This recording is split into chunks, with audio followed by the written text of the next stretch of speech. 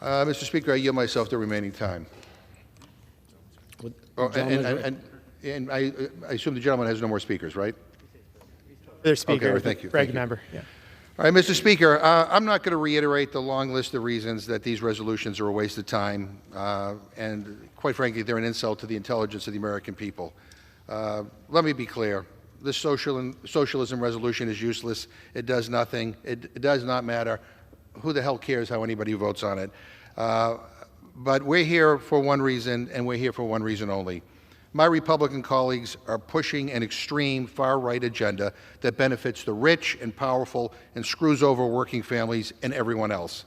They are not paying attention to the problems of everyday people, and that is clear based on the recent polling that has come out that shows just how out of touch they are with where people are at all around this country. They are not paying attention to the kitchen table issues that people anguish over every night. And I can assure you, I don't care what part of the country you come from, people aren't sitting around the table talking about Pol Pot.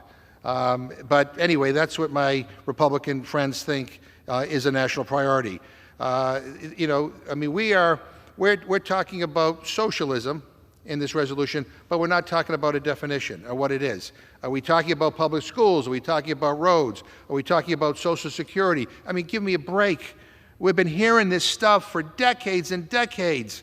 Republicans saying Democrats want socialism, and it's always some big scary takeover that's just over the horizon that everyone needs to be afraid of. When you don't have any good issues on your side and fear is all you have, that's what you run with, I guess. And that's the Republican playbook.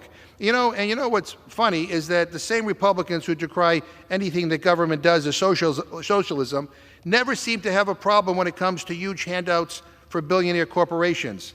They want socialism for the rich, but capitalism for the poor. Now, call me crazy, but here's what I think.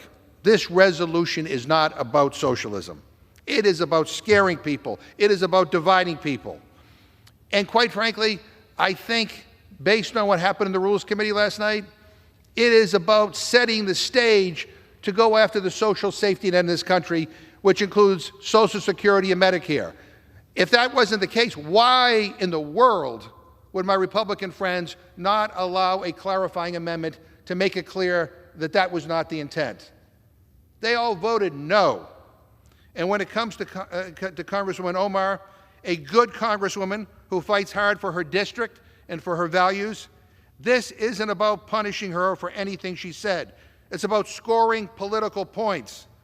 If this was about condemning anti-Semitism, Republicans would be condemning the folks on your side who dine with Holocaust deniers and appear at white supremacy rallies. If this was about condemning anti-Semitism, Republicans would have accepted our amendment to condemn the Nazis who slaughtered 6 million Jews during World War II, and every one of them voted no. So please spare us the false equivalence. This is total BS, and I urge all of my colleagues to vote no on this rule.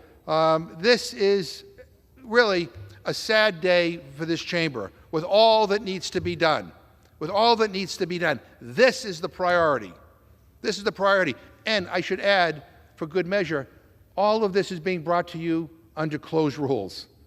All the amendments that were offered, all the suggestions that were brought on this and other bills by Democrats and Republicans were all ruled out of order.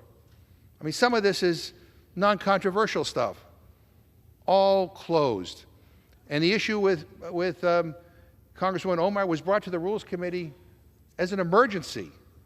I mean, an emergency? I mean, really? I don't get it. But I shouldn't be surprised because the last time the Republicans were in charge, they brought a bill to the floor as an emergency to deal with cheese curd. So I get it. You know, everything is an emergency, especially when it comes to messaging and making political statements. But look, we have to get back to the people's business, Mr. Speaker. We have to get back to focusing on kitchen table issues, the stuff that people worry about every night. This is not it. This is not it.